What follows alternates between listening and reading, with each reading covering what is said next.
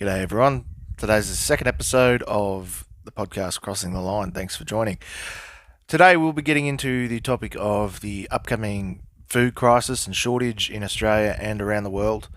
At the moment, we're currently experiencing another large rain event, flooding pretty much all up the east coast. It's the third time this year we've had a moderate to major flood, two major floods, and let's hope that this one doesn't get so bad. But getting into it with the news story of the day is food crisis and shortage. The US is currently experiencing a lot of shortages over there, so we're not the only ones. We've been experiencing food shortages in Australia since the start of COVID. Nothing too desperate, everyone's still be able to feed their kids, feed their pets, and livestock. But something I've noticed is baby formula seems to be back on the bandwagon again for getting nicked out of stores. People running out of it now. I know my wife, she works at a supermarket, and they have a massive shortage on anything frozen potatoes. Potato products in general, massive shortage. They've had that for quite a while now. So what's that going to mean for us after this next flood event? Well, going into the rest of the year up towards Christmas and going into the next year, I'd say will be our major issues with the lack of food and or food products, because farmers just will not be able to keep up. They've been burnt out over the last couple of years. Flooded 3 times this year, and we're not even halfway. So that is not fucking good, man. Also, all the shortages in China. We're having issues getting stuff from the States. It's just compounding issue after issue. It's COVID. People, some people not even having enough money to buy food because they've lost their jobs because of COVID. Well, not because of COVID, because of the governments. Put it bluntly. But food shortages are not just here in Australia and the US. Ukraine seems to be a major distributor for grain, and obviously they're having some issues right now. It's a bit hard to harvest your crop of wheat and sunflowers when there's Russian tanks driving across the field shooting at you. And most of their tractors seem to be towing Russian tanks and armoured down the road at the moment, so I don't think they'll be ploughing many fields. So I think next year will be a major issue with food and shortages. This year we'll probably glide through. We'll start to see some things dropping off out of the supermarkets. Prices rising. The fuel price is going back up again.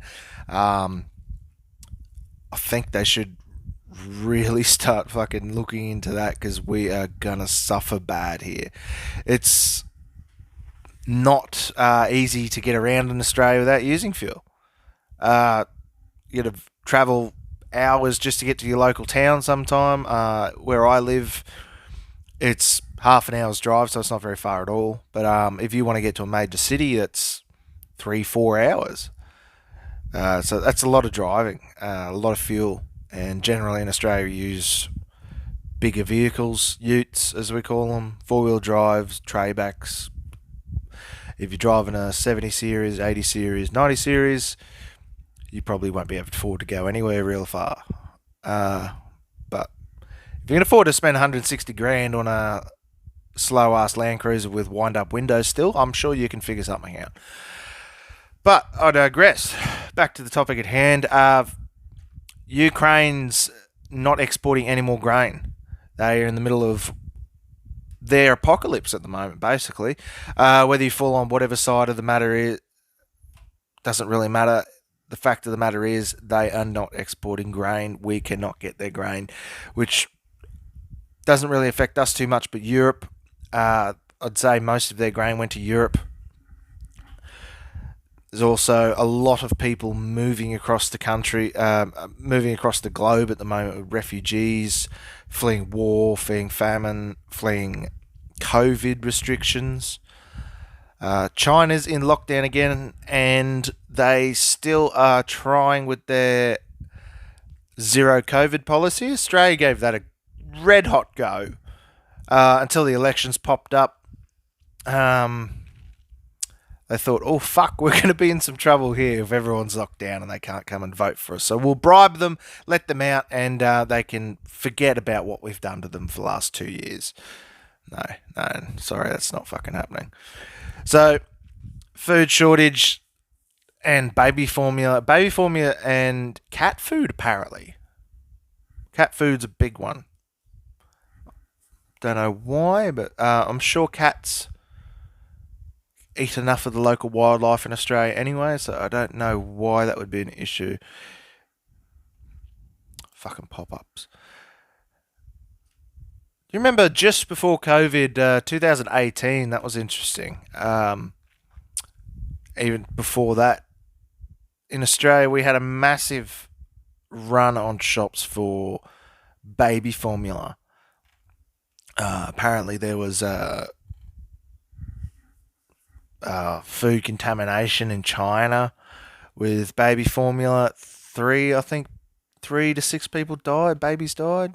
6 infants died. Made 300,000 sick. The country's demand for safe baby formula continues.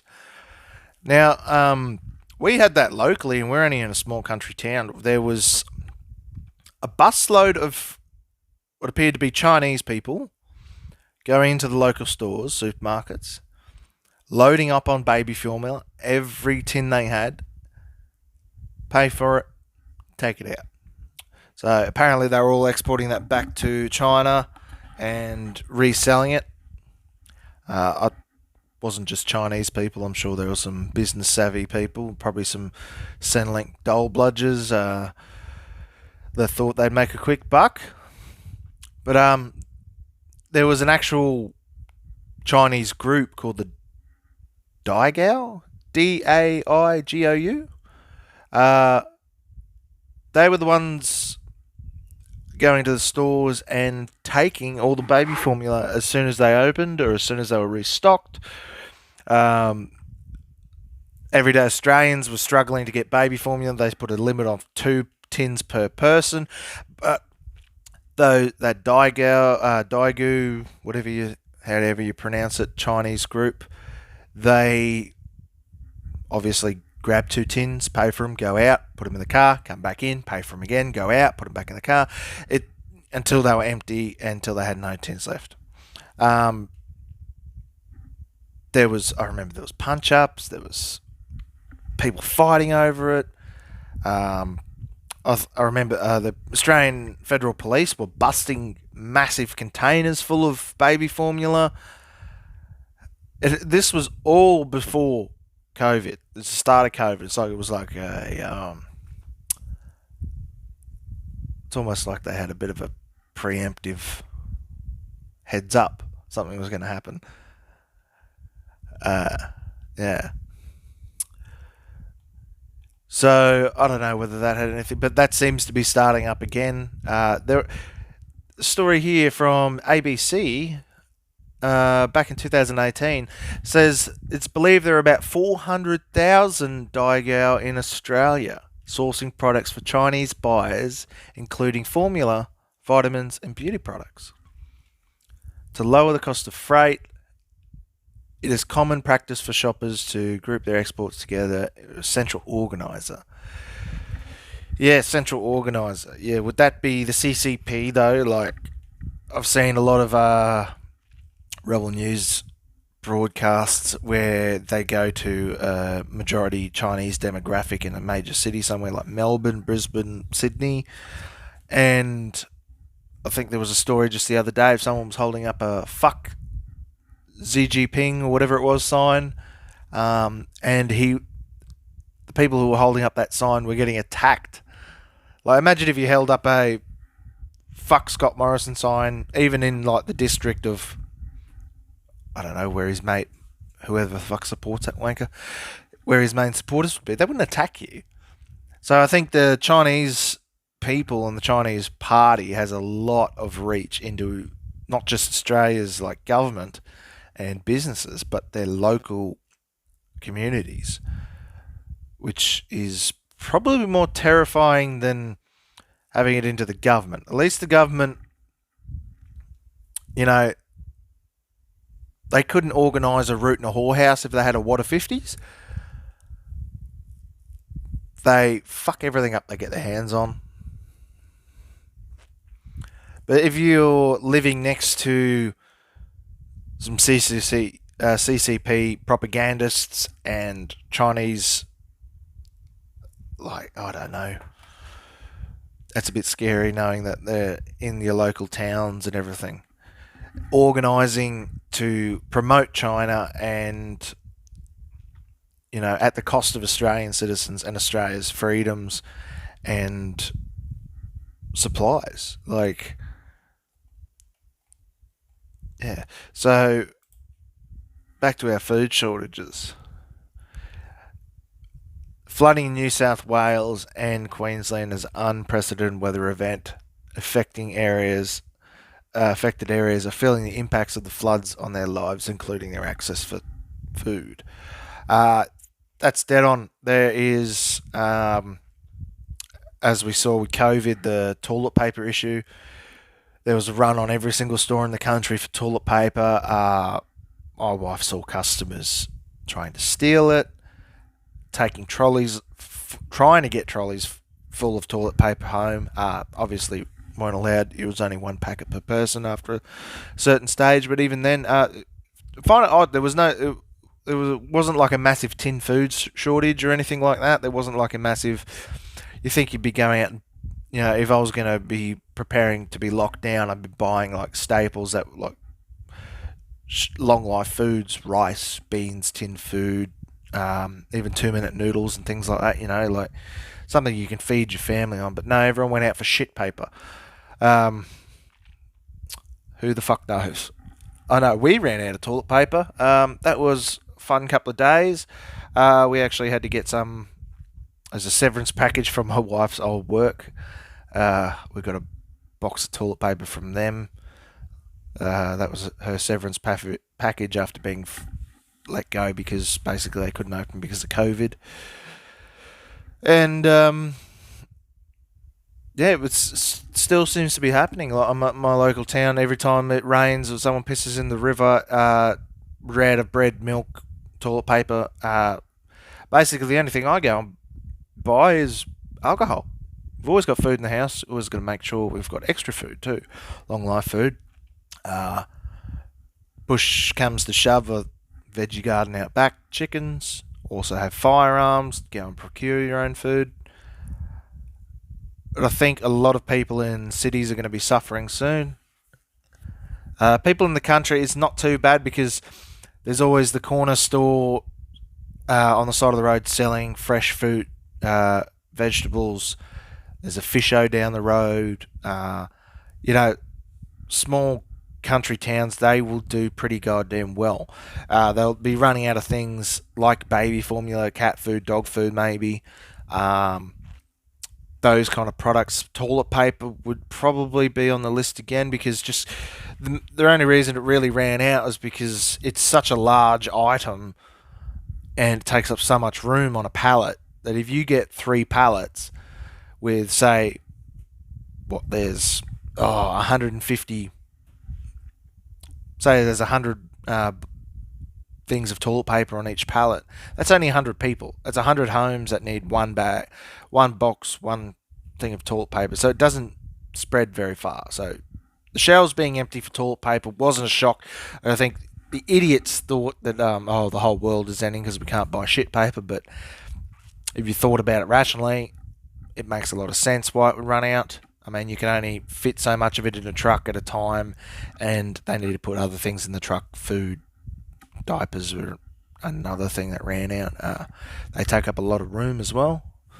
You know, you can fit 1,000 tins of beans on a pallet, but you can only fit 100 packets of toilet paper. It doesn't, take long before you run out of toilet paper. But fresh fruit and vegetables are going to be shortage. You won't be able to get things in winter this year or next year.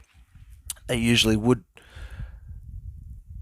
Uh, so I think going back to local suppliers is going to be a major necessity. I think there should probably be some community and group organisations soon to start up getting together and organising who grows what and where they can get it to people, so they can make their money and people can be fed.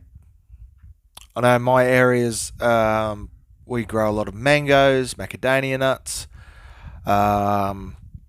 always beef everywhere you go, oranges, all types of citrus basically, stone fruits, pineapples. It's pineapple trucks running up and down the highway all day. Sugar cane. Sugar might be an issue. Uh, yeah, if you run out of sugar and things like salt, those kind of things, or coffee, that would fuck up. That would fuck me up. If I ran out of coffee, I would not be a happy person. So might need to stock up on some more coffee. But I think the people in the cities are going to be suffering the most. It's going to be, yeah, especially if they've been hit by these floods as well. All the There's photos here, pretty distressing from the flooding at the moment. It's currently pissing down outside. We're supposed to be getting 200 to 400 more mil, but let's hope that doesn't happen. Yeah, we did have some meat shortages for a while. Meat shortages up where I was weren't too bad. Pretty just poor selection, really, if anything. But I think getting back to basics and learning how to grow your own food, getting a couple of chickens just for some eggs, knowing where your local food vendors are, knowing where your local food comes from is a very good idea. If you don't know how to grow your own food, it's probably a little late, but better late than never. If it's not like I'm set up to survive an apocalypse. It's not enough money in the world to help you do that some days. But if we start to see an escalation in this Ukraine conflict, it's going to be years before they even start planting crops again. I wouldn't be surprised. If Europe starts running out of food, oil, gas, because of the Russian shutting down, not giving them any gas and oil, they're going to have a very, very hard winter. We're coming into winter here in Australia. Our winters are pretty bloody mild compared to everywhere else in the world. So we shouldn't be faring too bad, but in winter, I would not want to be in the middle of Europe, in the middle of winter, with no heating or food. That will kill more people than COVID ever could.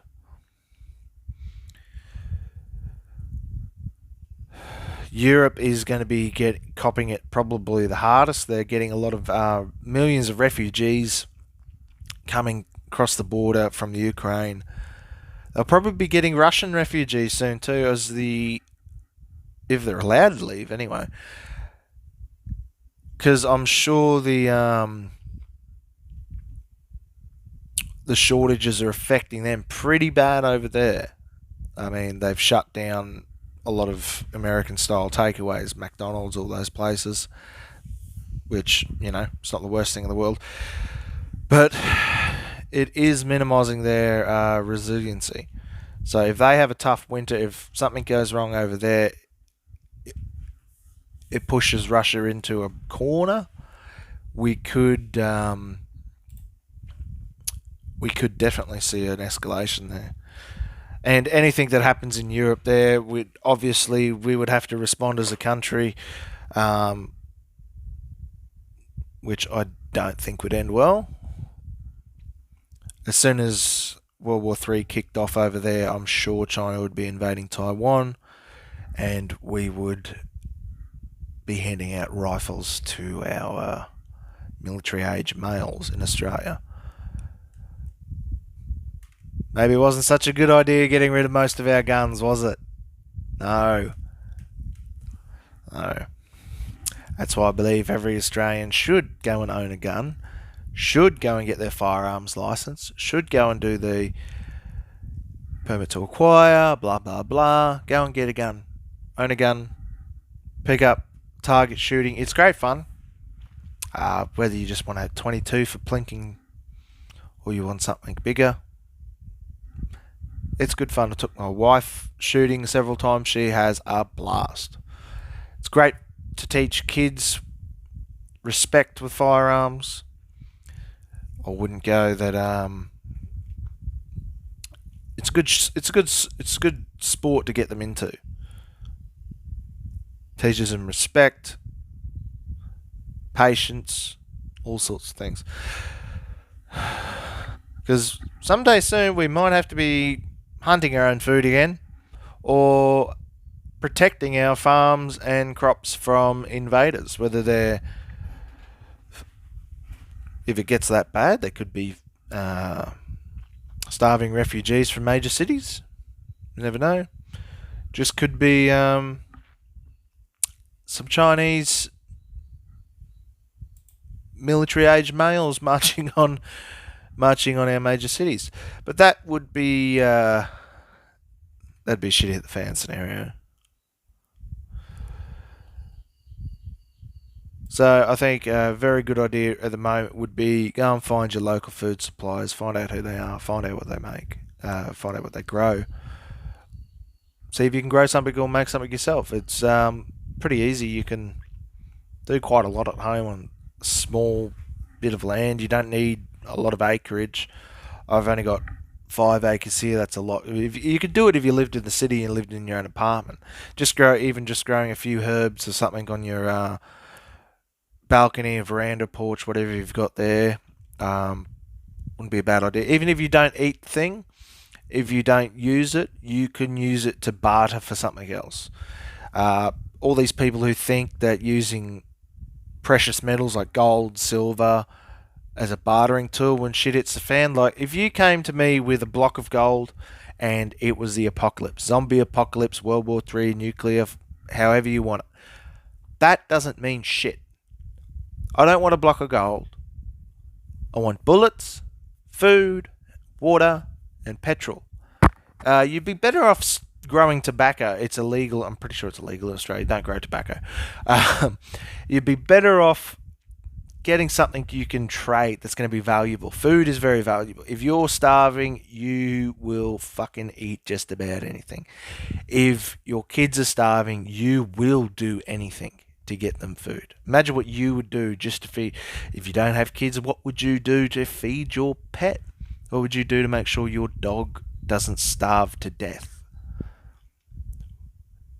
You can't imagine what people would do to stop their kids from starving to death. People have done the most barbaric and horrible things to other human beings to stop themselves from starving to death.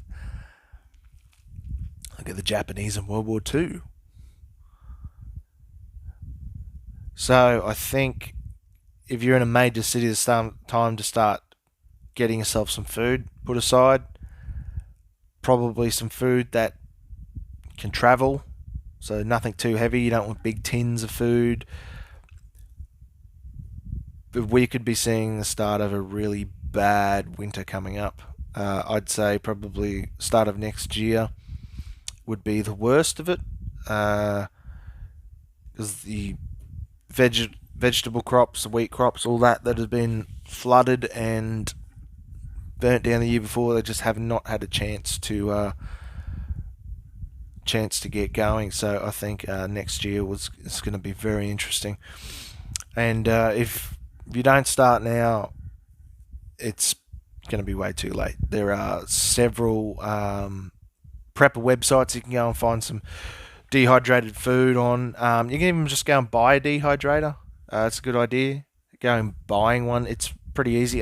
Most people have a most people have something they can get in bulk cheap, whether it's, you can just go and buy carrots and things like that and dehydrate them pretty bloody easily. You start thinking about your animals as well. If you've got pets, if you've got chickens, you've got to think of alternate ways to feed them. My chickens are mostly free range. Lock them up at night to keep the foxes away from them. They're free range. I obviously feed them grain still, but if I couldn't feed them grain, they'd probably be pretty well okay. There's other things you can do. Putting a piece of tin down on the ground for chickens, a couple of pieces of tin or timber or something like that, just to cover up, even cardboard to do it. Put it on the ground every day. Turn one over. There'll be some bugs and creepy crawlers living under it, especially in Australia. There'll be definitely something living under it. So, and the chickens can go ham on them, and then put it back somewhere else. Cover it back up. More bugs the next day. So, got to start thinking outside the box. If you haven't made plans to get out of a major city, if shit hits the fan like this, that might be something you want to look at. But you've got to have somewhere to go, because I can guarantee you, you will not be welcome in Australian towns. People will still be freaking out about COVID. They wouldn't let you in their house if they didn't know. Several people I know would not go near you if you were not jabbed. So I do not think they will give a shit if you and your kids are starving. The last 2 years has really fucked up the morale of this country. Instead of being united under our flag, or even united in being a bunch of drunk pissheads, or whatever it was that united you and your friends, a lot of people have lost the foundation of what it is to be an Australian, and I think it's pretty bad. The government's really fucked us over. We need some massive big unifying thing to bring us all together, but that's not on the cards. They won't let that happen. As soon as we unify together, they lose all their power and control. The election's coming up. Make sure you put your vote where it counts, I suppose. I won't be voting for any major party or independents and smaller parties all the way. At least if they don't get in, nothing changes, then at least my conscience is clear. At least I voted for someone who, I don't know, at least pretends to give a shit what we think. I don't think any of them are all got their heads screwed on right, or anyone really cares about what we want as a country, as a people. But at least they're not blatantly obvious about not giving a fuck. They feign caring. I'd rather that than nothing. But might be time to go and grab a fishing rod and learn how to fish. If you live on the coast, it's always don't just think you can just throw a rod in your car and go and flick a line and grab enough fish to feed you for the day. It does not work like that. They call it fishing, not catching. I've been on many a fishing trip where nothing was caught. 3 days in a houseboat in a beautiful dam. Not one person got a fucking fish, and there was 7 of us. So that's probably our fault. We were a bit too fucking drunk. I think we were drunk before we got on the boat, but that's how it goes when you go on a fishing trip with brothers. So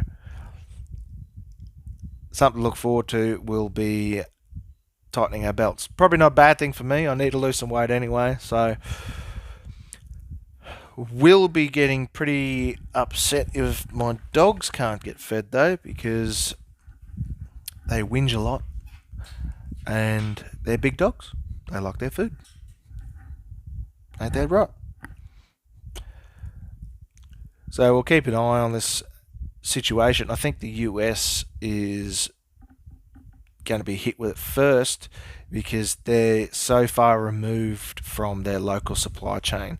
I think our local supply chains in Australia are a lot better than most countries in the world. I'd say like that is A lot smaller population. Our population's spread mostly over our farming areas. Like, we can't go and farm out in the middle of Alice Springs there, can we? So people are always close to the food, and I think it's 85% of the Australian population, something like that, lives next to the ocean within 50 kilometres. So if you can get to the ocean, you can always have a chance of finding food. Uh, but it'll be an interesting next 12 months.